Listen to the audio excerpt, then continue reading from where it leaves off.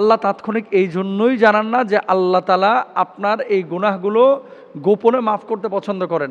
আপনি জীবনে যতগুলো গুনাহ করেছেন লা তাকনাতু মির রাহমাতিল্লাহ, আল্লাহর রহম থেকে আপনি নিরাশ হবেন না। কিন্তু 10টা শর্ত আছে, যেই শর্তগুলো যদি আপনি মানেন তাহলে বোঝা যায় যে আপনার তওবাটা কবুল হবে ইনশাআল্লাহ। 10টা। তওবা তো জীবনে অনেক করলাম, কিন্তু তওবা কবুল হয়েছে কিনা এটা বোঝার কোনো উপায় আছে কি? ভেরি ভেরি ইম্পর্ট্যান্ট একটা বিষয়। এই যে এখানে আপনারা যারা আছেন আজকে, প্রত্যেকটা মানুষ জীবনে একবার হলেও আপনারা তওবা করেছেন, কিন্তু আপনি কি জানেন যে আপনার তওবাটা কবুল হয়েছে কিনা? এটা আমরা কেউ কিন্তু জানি না। তো কিছু জিনিস যদি মানুষ তাৎক্ষণিকভাবে জানতো তাহলে মানুষ হতাশ হতো। মানুষ যখন জীবন সম্পর্কে হতাশ হয়ে যায়, অনেকে কিন্তু সুসাইডের পথ বেছে নেয়, অনেকে কিন্তু আত্মহত্যার মতো পথ বেছে নেয়। আমল সংক্রান্ত যে বিষয়গুলো দেখেন, আল্লাহ রহমান, তিনি গফফার, তিনি সাত্তার, তিনি পছন্দ করেন মানুষকে ক্ষমা করতে। আমরা গুনাহ করতে পছন্দ করি, তিনি ক্ষমা করতে পছন্দ করেন। আল্লাহ তাৎক্ষণিক এই জন্যই জানান না যে আল্লাহ তাআলা আপনার এই গুনাহগুলো গোপনে মাফ করতে পছন্দ করেন। আপনি জীবনে যতগুলো গুনাহ করেছেন লা তাকনাতু মির রাহমাতিল্লাহ, আল্লাহর রহম থেকে আপনি নিরাশ হবেন না। কিন্তু 10টা শর্ত আছে, যেই শর্তগুলো যদি আপনি মানেন তাহলে বোঝা যায় যে আপনার তওবাটা কবুল হবে ইনশাআল্লাহ। 10টা। এখন বলবেন যে মোহতারাম, এই 10টা শর্ত এগুলো কি কি? আমি অনেক দিনই আলোচনা করেছি যে তাওবার ক্ষেত্রে আমরা অনেক সময় ভুল করে ফেলি, যে কিভাবে তওবা করতে হয়। দেখবেন যে আজকে জেনা করেছে, আজকে মদ খেয়েছে, আজকে আরেকজন হক নষ্ট করেছে, ও হক না বুঝায় দিয়া সাথে সাথে তওবা না করে চিন্তা করে যে আরও 5-7 দিন তওবা গোনা টোনা করে নিই, দিয়ে একসাথে তওবাগুলা করে নিব না। এটা ফ্রিজের গরুর গোশত না যে আজকে জমা রাখবো আর শনিবারের দিন খাইয়ে নেব। এটা কিন্তু এরকম না। গুনাহ যখন হয়েছে 1 নাম্বার শর্ত হচ্ছে তখনই সাথে সাথে আপনি তওবা করবেন। 1 নাম্বার, যখনই গুনাহ তখনই তওবা।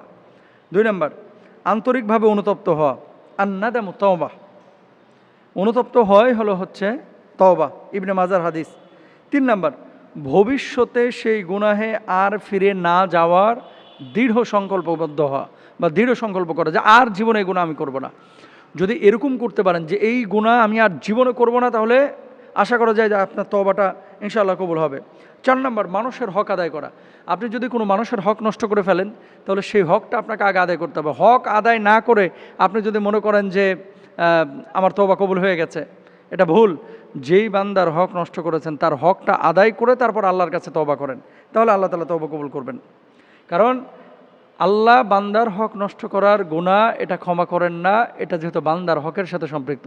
আল্লাহর হকের সাথে সম্পৃক্ত বিষয় থাকলে আল্লাহ তাআলা ক্ষমা করেন।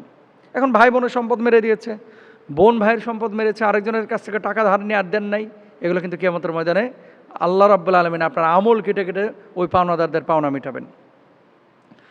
5 নম্বর, তওবা হতে হবে একমাত্র আল্লাহর সন্তুষ্টির জন্য। 6 নম্বর, গুনাহের পরিবেশ এবং খারাপ সঙ্গ ত্যাগ করতে হবে। আল আখিল্লা ইয়াউমা ইদিন বাদুহুম লিবাদিন আদু ইল্লাল মুত্তাকিন। আল্লাহু আকবার। সেদিন বন্ধুরা একে অন্যের শত্রুতে পরিণত হবে। আজকে যে বন্ধুর সাথে পালসারে গিয়ার মাইরা গিয়া ওই যে বেড়িবান্ধের চিপার ভিতরে খালি ডলে ডলে গাঞ্জা খাইতেছেন, এই বন্ধুটাই কিন্তু কিয়ামতের ময়দানে জাহান্নামের সাক্ষী দেবে। বন্ধুর সাথে কক্সবাজার গিয়ে জেনা করতেছেন, এই বন্ধুই কিন্তু আপনার এই কিয়ামতের ময়দানে আপনার বিপক্ষে দাঁড়িয়ে যাবে। এই জন্য বন্ধুদের সাথে পাপ শেয়ার করেন না পুণ্য ছাড়া। আবারও বলি, কোনো বন্ধুর সাথে পাপ শেয়ার করেন না পুণ্য ছাড়া। আচ্ছা, এরপরে হলো গুনাহের উপকরণ থেকে দূরে থাকা। 8 নম্বর হচ্ছে তওবার পর 2 রাকাত নফল নামাজ আদায় করা। এরপরে 9 নম্বর, তওবার পর নেক আমল বৃদ্ধি করা। 10 নম্বর হচ্ছে সময় থাকতে তওবা করা। তো এই 10টা কাজ। 9 নম্বরে যে পয়েন্টটা, যে নেক আমল করা, এই নেক আমল যদি আপনি করেন, মনে রাখবেন ইন্নাল হাসানাতি ইউযহিবনাস সাইয়্যাত।